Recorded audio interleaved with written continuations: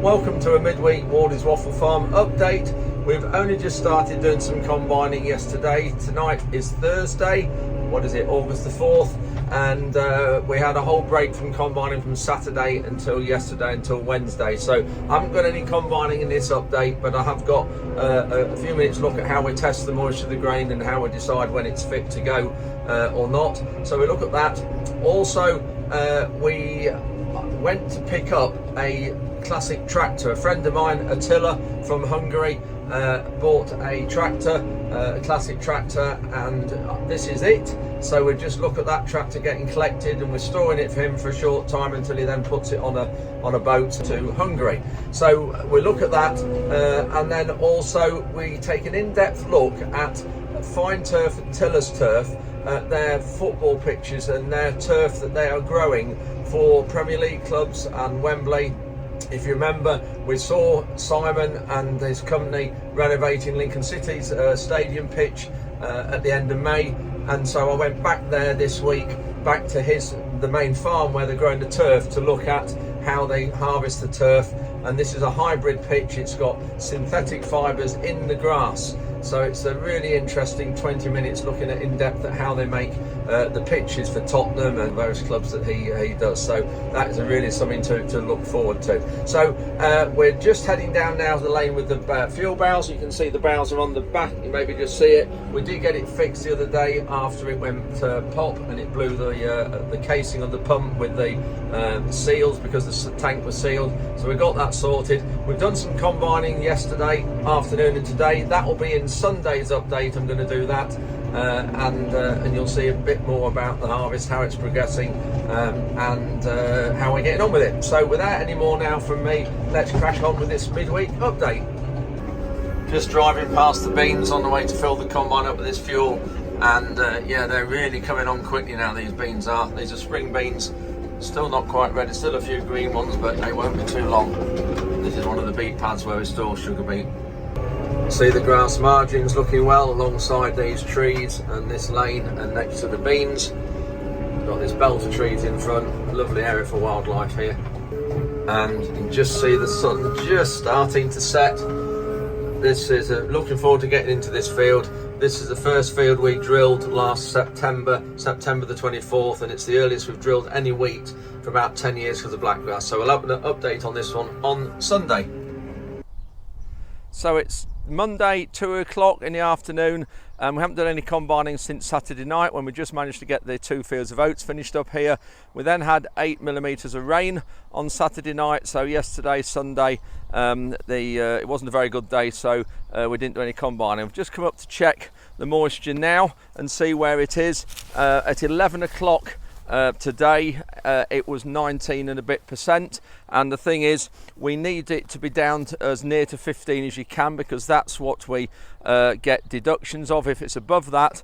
And so when it's as early as this, we're only just August the 1st now, obviously if we can let Mother Nature dry it above, it's a lot better than us spending money drying it with electricity. So we're just going to be patient and wait. So I'll just see now, and I'll just get some ears and show you how we test it. So it's a nice sunny breezy day, so it will have dried it, but when we pick the ears to actually grind up and sample, you can see you've got some here at the top that's sticking up like that and necked over, but obviously that's going to be drier than say ones down in the plant down in their bottom there, because the wind hasn't got at those. So it's quite important we try and get a mixture of the two rather than just the driest ones. So I will pick that one there at the top. I'll grab this one down here in the bottom as well. Grab one or two of these smaller ones in the bottom. Need normally about six ears to make a decent sample. Just get one more low down.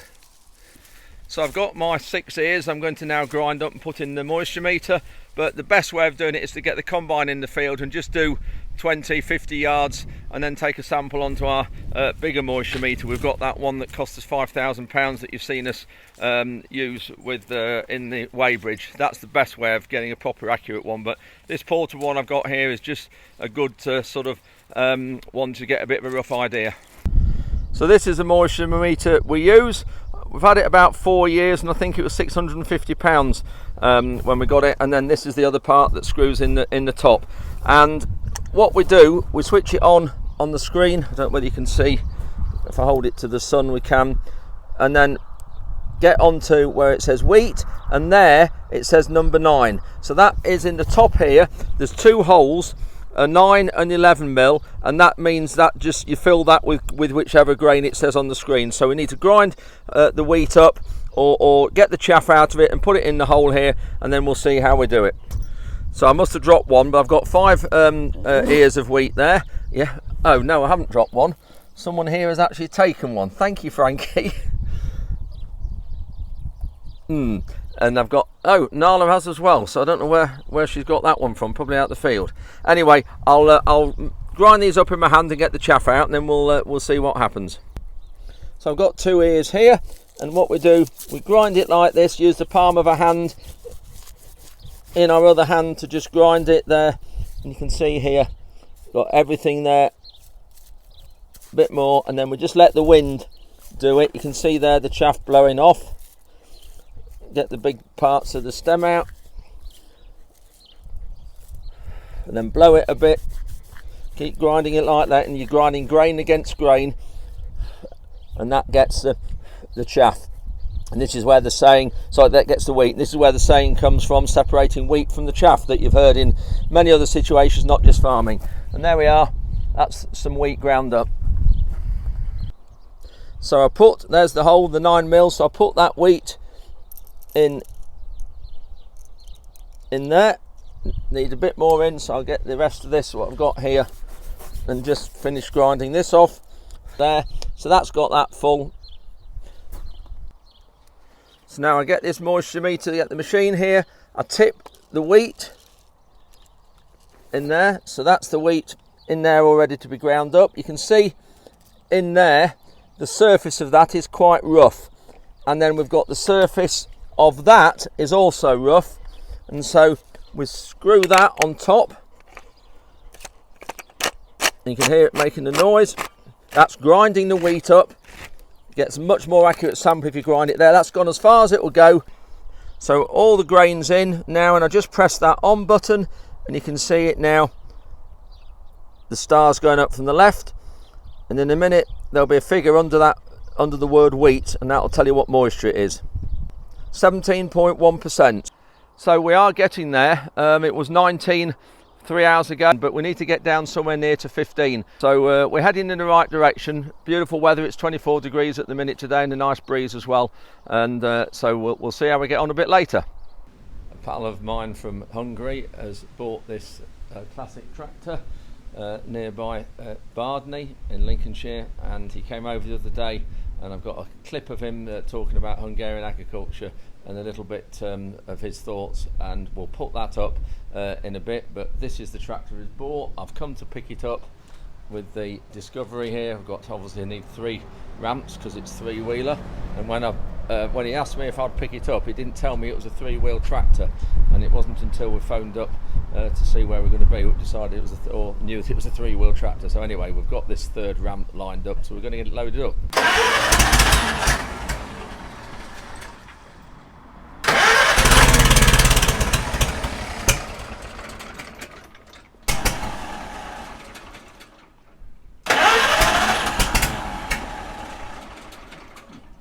That's got it going eventually. Took a fair bit of starting, but we got there.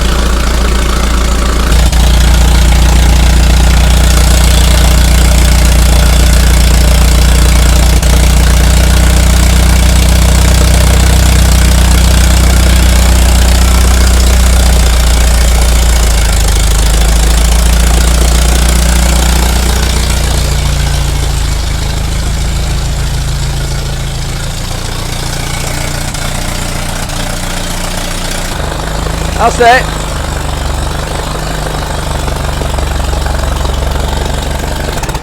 That's it. Well done. Perfect.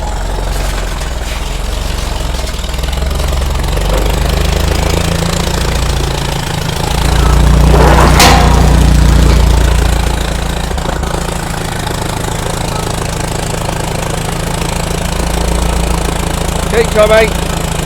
Keep coming, a bit more, that'll do.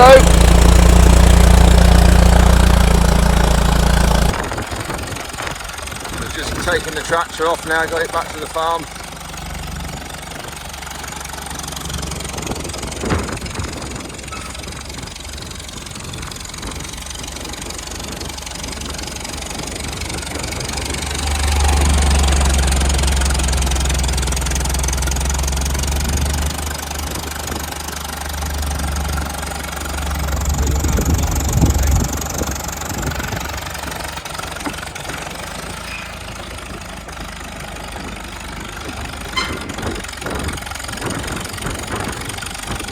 It. Right, we'll go and put it on the solo and see if it will pull it. So some of you remember Simon from the videos I did about, I don't know, when were you doing Lincoln City? 2 months? Towards the end of May. End of May, that's right. So we did, so regular viewers will have seen Simon there. I've come to see him now at Tiller's main place, the main farm where they're growing the peaches. And what have we got here, Simon? Whose peaches are you growing for? We're growing a hybrid turf that we've developed with Hewitt Sports Turf. We're putting it into some Premiership clubs and national stadiums, yeah, multi-use stadiums. We've developed it not to replace hybrid, which a lot of people will have heard about hybrid pitches. Yeah. This is an alternative for multi-use stadiums, which will give them the same characteristic and performance. So hybrid really means you've got plastic or other stuff in it, fibres in it to make it tougher, more durable. That's right, there's 5% artificial within this natural sward, right, for stability. Right, yeah. And so when you're looking at harvesting, we've got these special machines here which we're going to have a look at in a minute, but when you look at these, how often do you harvest, and do you go 24 hours a day? We normally start at midnight once the day temperature has dropped. Yeah. The most important thing at this time of the year is to get the harvest done in the cool. Yeah. So that when the roll is rolled up, the temperature is as low as we possibly can get it at this time of year, so that the roll doesn't sweat in transport. So in that hot spell 2 or 3 weeks ago, you wouldn't have been able to harvest during the day at that? It wouldn't have been ideal. No. However, if there was a game, if the pitch was booked in and the harvest had to be done and there was a game on, it wouldn't have been pretty, but it would have had to have happened. I mean, we've been totally blessed this week, yeah, with these cooler temperatures, yeah, which has just made it easier for everybody. So Simon, what we're doing here?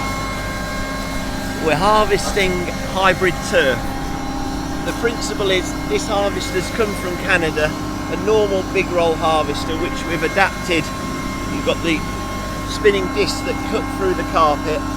The blade would normally reciprocate, yeah, and we've just got that in a static position, which basically scrapes the back of the carpet to ensure that it's clean, ensuring that that there's no indigenous soil to impede any drainage on the back of the carpet. So we've got the disc that cut, the scraper bar, and then it goes onto the conveyor to be rolled up. So the scraper bar's underneath the turf next to the carpet, and that scrapes your sand off? Absolutely that. Yeah, yeah. So that conveyor belt there, that's now clean underneath, is it? The sand? Yeah, it's an open conveyor which is running slightly faster than the forward speed to ensure that any material is removed that the scraper blade hasn't got. Yeah. That rotating will just ensure that, yeah, the back's as clean as we can possibly get it. Right, and then you put the fleece on it, that's to keep it all clean in the roll. That's right. When we lay the turf in the stadium, it's imperative that there's no sand residue on the sward, so that the fleece wrap completely keeps it clean. So as it's laid out, it would be as it is in the field. Yeah, yeah, right. And that's just normal glue they use there just to fasten the fleece together? Yeah, it just keeps the roll tight.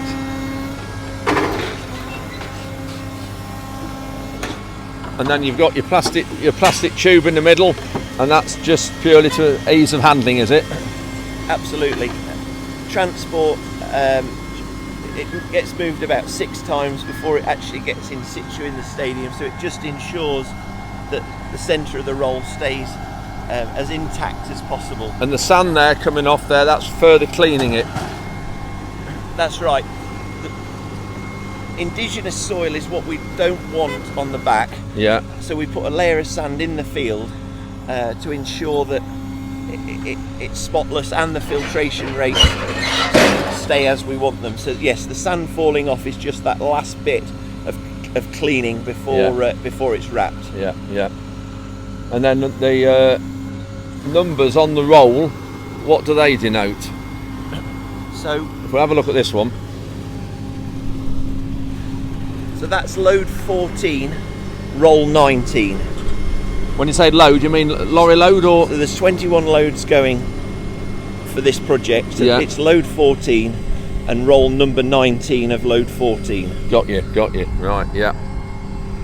So looking at these harvesters, we run 2 on this particular product. They're built for Canadian large roll harvest. So we bring them over and we adapt them to the hybrid system that we've developed. Yeah. And price of one of these roughly? Just under 200,000. Yeah, wow.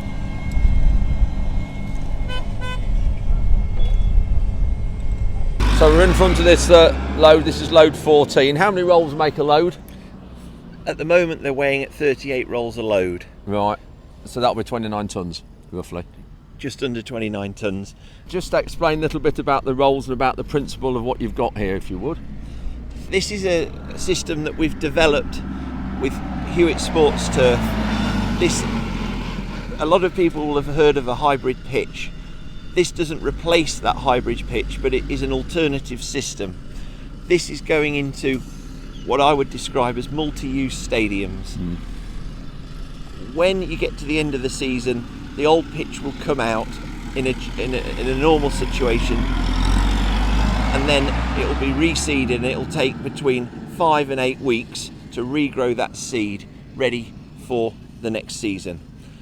This system allows that stadium to potentially get 6 to 8 weeks more usage out of that stadium, whether that's celebrity football matches or concerts or boxing. It also allows a stadium to hold a boxing match at Christmas, and then we relay another pitch immediately after that. Yeah. So it's an alternative hybrid system. It performs the same, but we only need 1 week to carry out the process. So in essence, the stadium could get between 5 and 8 weeks more use. But this pitch is off down to Tottenham's, but haven't they got a system where the pitch slides under the stand or something? They do. So Tottenham Stadium has been developed for multi-use. So they have a NFL pitch below the natural pitch. The natural pitch is in 3 trays, and it gets on railway tracks pushed out into the car park. They call it the garage, so that the NFL's then available, and then they bring the natural pitch back in. So this turf is going to end up as the natural surface. So it's Wednesday today. We will have the turf laid by Thursday evening, Friday morning snagging, and we've just been told 10 minutes ago that there's a training session now at 10 a.m. on Friday, and then they're on it at 3 p.m. on Saturday. So the point is that stadium has been absolutely maximised. Yeah. Probably from our point of view, and too maximised. But yeah. So 1 day from finishing laying to actual Premiership Tottenham first game. Crikey, incredible. And it'll stand that, will it? I suppose the weight of these, though, because there's the sheer weight on the depth you're harvesting at, it stands more than what it would if it was cut shallower. Very much so. The sand infill's 40 millimetres. They'll never move. No. It takes 3 or 4 men to manoeuvre them. And how often will you replace Tottenham's pitch then?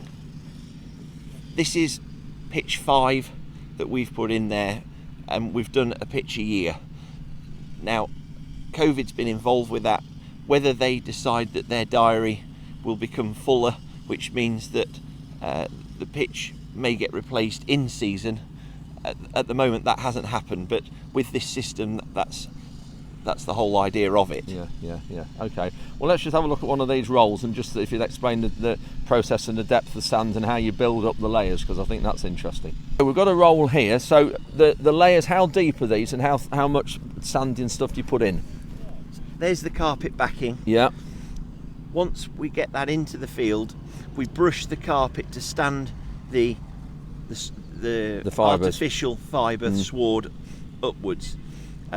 It's so important that the fibre doesn't get lost.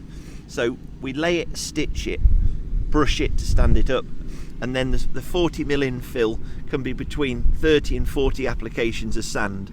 We'll put one application on and then brush it to stand the artificial fibre upright, another layer of sand, and then repeat. It's absolutely imperative that we don't lose the fibre, because that's what gives the pitch the stability. You've got a bit of your fibre here, so that is what it's like when it starts, is it? Yeah, so this is a 55mm synthetic sward pile, yarn, whatever you'd like to call it, and then that's what we infill. So we'll infill 37 to 40mm of that carpet to leave sort of 15mm. And that's why you have to build it up in layers, because you want that to be stood up like that through the sward, through the whole layer. We want that rigidity. If we overfill it too quickly or in bad weather, basically that folds down and we lose the whole stability and the whole ethos of the system. Wow, right, okay. How long does it take you to build a pitch up? Once you've harvested this now, how long will it be before you get the pitch ready to reseed? We'll do some remediation work to the pitch, some decompaction work. Before we lay the carpet, we spread a layer of sand, so we'll remediate that. It takes, from the point of laying the carpet, infilling the carpet, approximately 3 weeks with good weather before we actually sow the seed into the sand. Crikey, that's a lot of work. And a full-size pitch is roughly 100 metres by? Roughly 8,500 square metres, so at 0.85 of a hectare. Yeah. We always have a contingency. We normally put in just under a hectare, 0.96 of a hectare, so if we ever get any heat stress, or a lorry breaks down and the turf gets damaged, or we get an oil leak, all these things are possible. So we always make sure we have a contingency amount. Yeah. So your guy here, Sam, what's he cutting? He's got all this to do. Whose is this pitch? This is a pitch that we're growing for Wembley to go in early to mid-September. Sam's just reducing the height of cut down to 25mm. We 5 weeks away, so we're just now trying to get the sward tolerant to the height of cut that it'll have in the stadium. Right. What we try to do with HT Pro, which is a partnership between myself, Tiller's Turf, and Hewitt Sports Turf, is produce a stadium pitch in a field, so that when we deliver it to the stadium, it is as they would require it and as they would produce it themselves. So Simon, obviously we've had a tough summer with water availability.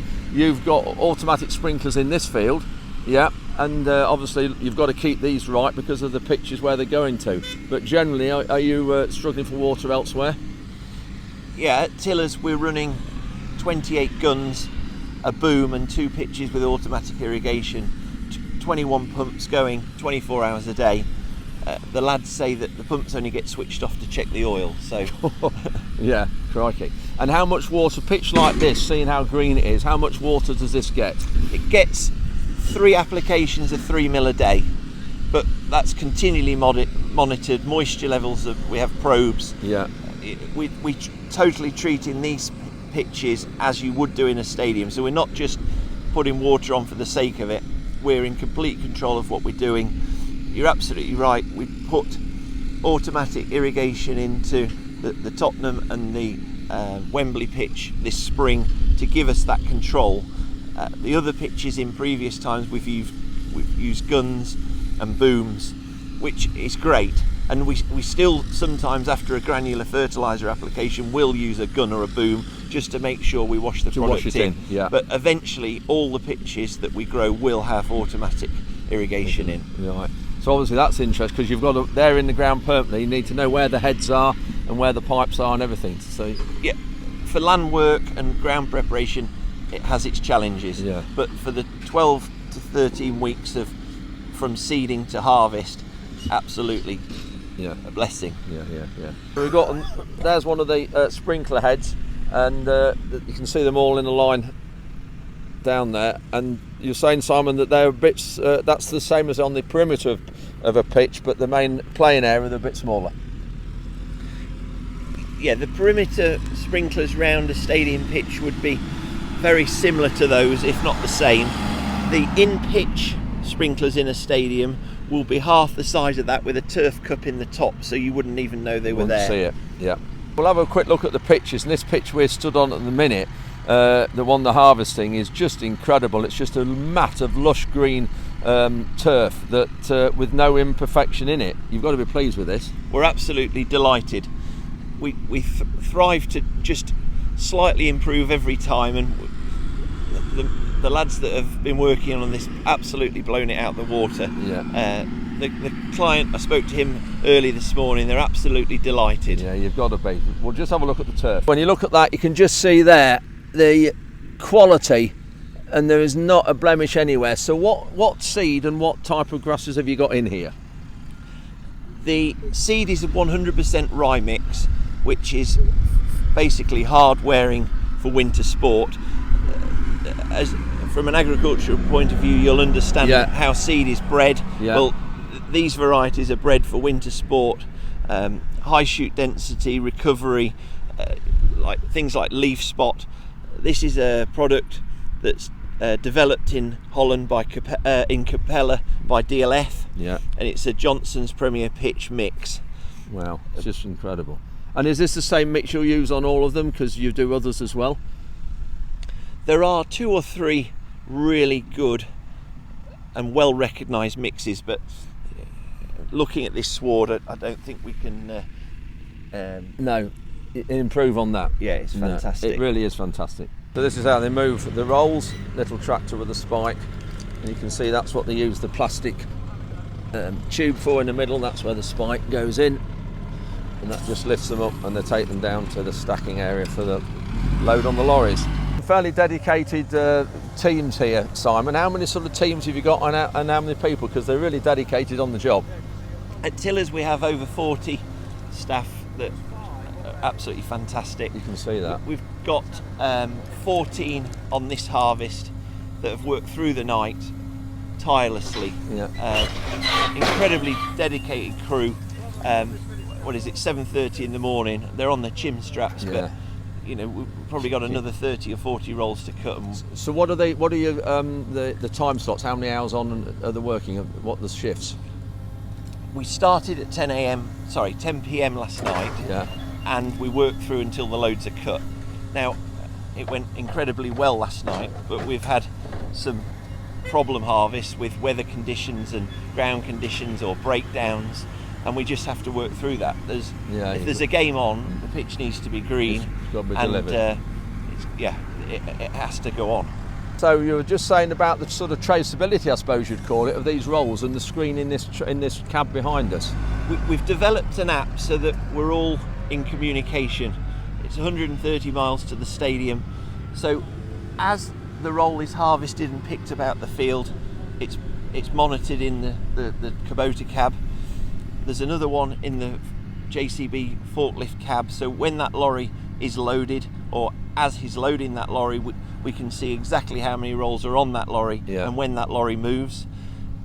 That information is live to our gangs in the stadium, so they can see exactly where we are. So if we stop for a coffee, or we stop for a breakdown, or they can see when the lorry's left, it just saves phone calls. And so they'll actually know where the lorry is en route to them and when it's due in the stadium. They know when it left here. We can track the truck, but they know exactly what we're doing in the field, which is just an app we've developed just to make things run as smoothly as possible. Wow, that's brilliant. So we've got one of the reservoirs here. How many acres is this one feeding? This looks after this block of land, which is about 185 acres. We overdug this reservoir 3 years ago. it had a huge license, but it wasn't yielding enough water, so we trebled the size of it and depth of it. Yeah.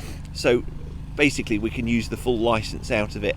This is fed by water table. We have the River Trent, which is less than a mile away. Yeah. So we can pump and drop this a metre in a day. If we switch the pumps off for rain, that yields back up very quickly. Yeah. And it's so near obviously where we are, which is just through there, so ideal position. Simon, one of the things you must have to deal with is waste, because you have the site to clear, you have to prepare it, you've got little strips that you need to smooth out and level out before you can plant the next seed and get the next carpet and fibres put in. What do you do with your fibre, with your waste? So we shred it to produce a sand and yarn, basically. Yeah.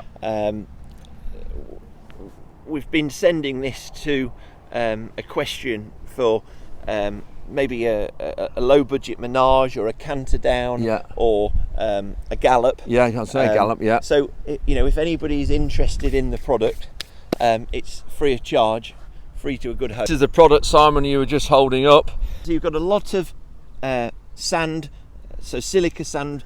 It's not quite an equestrian sand, but a very good quality sand. It's more of a sports sand, but then you've got the stability of the backing and the yarn. Yeah. So a good stable surface for a budget canter down or gallop. Yeah. Perfect. So if anybody is looking for any of this, give me a shout, and there's plenty here. Simon will let you have it if you collect it.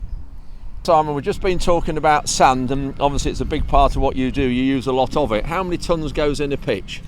Between 800 and 1,000 tonnes. Be 200, 250 tonnes under the carpet to ensure that the backing of the carpet stays clean. What we don't want is the indigenous soil oozing up and clogging the back of the carpet. And then the infills between 750 and 800 tonnes. Wow. And have you had any trouble getting that, and where's it come from? Last year we had huge issues with supplies. Yeah. This year we've set our stall out early. We've tried to pre-book everything we wanted for the year.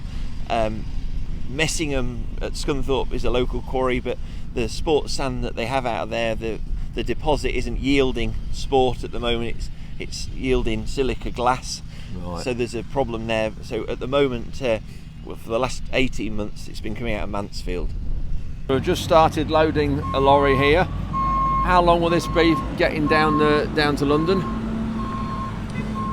This is lorry 13 of 14 today. This will be in London in about 3.5 hours time. We have it a schedule set: lorry arrive time, lorry load time, lorry leave time, lorry arrive at stadium time. So that's all factored in. All the hauliers have it. The loader has it, the stadium boys have it, so we all know where we are. And your team down in London laying it, how many have you got down there? There's 21 lads down there at the moment laying this product. Wow.